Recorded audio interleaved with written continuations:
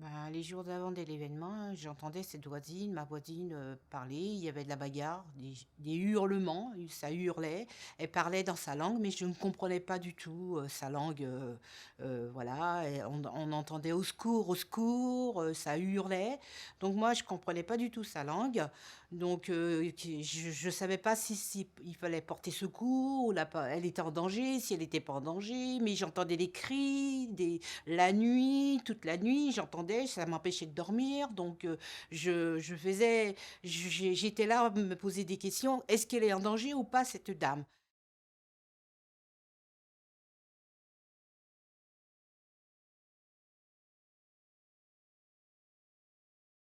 Ben, c'était un lundi, on avait sélectionné 3 enfants de l'association qui avaient 5 ans.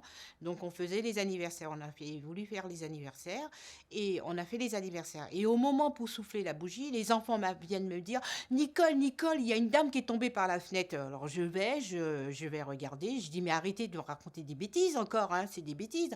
«Non, Nicole, je te dis, il y a une dame qui est tombée par la fenêtre.» Alors j'y vais avec les enfants. Même mes petits-enfants me disent: «Mamie, mamie, viens, regarde, il y a une dame qui est tombée par la fenêtre.» Alors je me suis approchée il y avait les pompiers, le SAMU, tout, qui faisaient des massages cardiaques, qui réanimaient la dame. Je me suis approchée, mais vraiment pas approchée, et pour regarder qui c'est. Et après, je suis montée chez moi.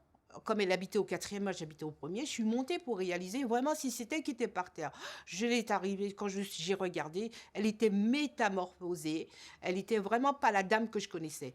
Donc, moi, qu'est-ce que j'ai fait? Bah, je suis descendue, j'ai dit: «Eh ben oui, effectivement, c'est elle.» Donc, pour moi, c'est son mari qui l'a jetée par la fenêtre.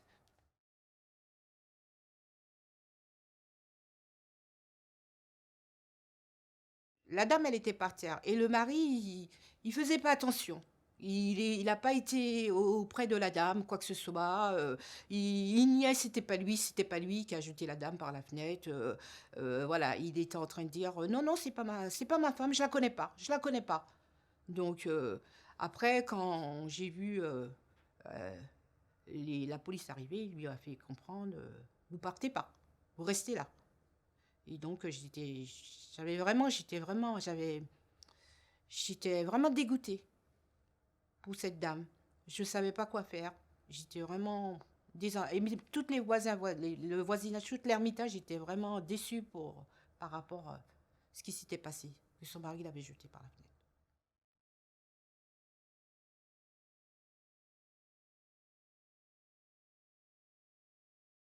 Ben, petit à petit, on a compris la situation qui s'était passée réellement, c'est qu'il y avait la rivale et elle et le mari.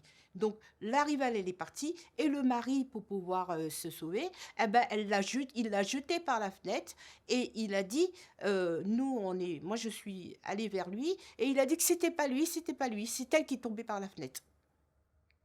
Très choquée, moi j'étais choquée, donc le monsieur il était neutre, comme si rien n'était. Et donc, il parlait comme si rien n'était. Il était encore au téléphone. Et je ne sais pas à qui il parlait. Et la police, ils étaient en train de lui demander des questions. J'ai vu que la police, ils ont arraché le téléphone et ils lui ont posé des questions et ils lui ont ramené enfin, vers la dame. Et il n'y est encore.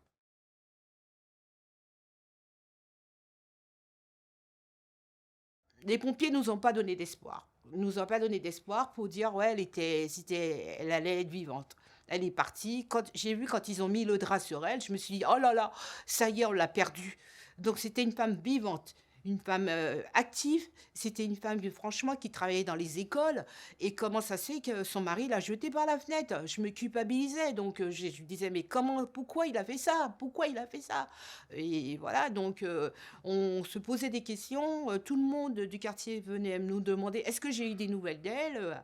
«Oh non, je n'ai pas de nouvelles d'elle.» Et après, il y a une voisine à moi qui a téléphoné à ses enfants, qui étaient âgés, qui avaient des contacts de ses enfants et qui a téléphoné, il disait: «Ah oui, maman, elle est entre la vie et la mort.»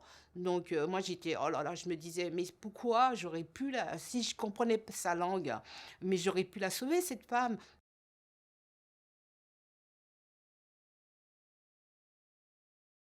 Et donc, elle est restée des mois et des mois à l'hôpital. Et entre-temps, un jour, je sors de chez moi et je la trouve qui rentre dans l'immeuble. Elle me dit: «Oui, c'est moi.» J'ai dit: «Oh, t'es ressuscité.» Pour moi, c'était miraculeux. Parce que la façon que je l'ai vue par terre, Et là, j'ai cru qu'elle était elle m'a dit: «Oui, effectivement, j'étais sortie de loin, de loin, de loin, de loin, très, très loin. J'étais dans le coma, j'ai eu un traumatisme crânien, j'ai eu des séquelles». Mais ça a pas été j'étais vraiment de l'autre côté, j'étais déjà partie de l'autre côté. Mais heureusement que mes enfants étaient là pour me donner un peu, me redonner la vie, pour me stimuler un peu, stimuler à l'hôpital. Mes enfants, ils étaient près de moi. C'est grâce à mes enfants que j'ai pu, j'ai survécu.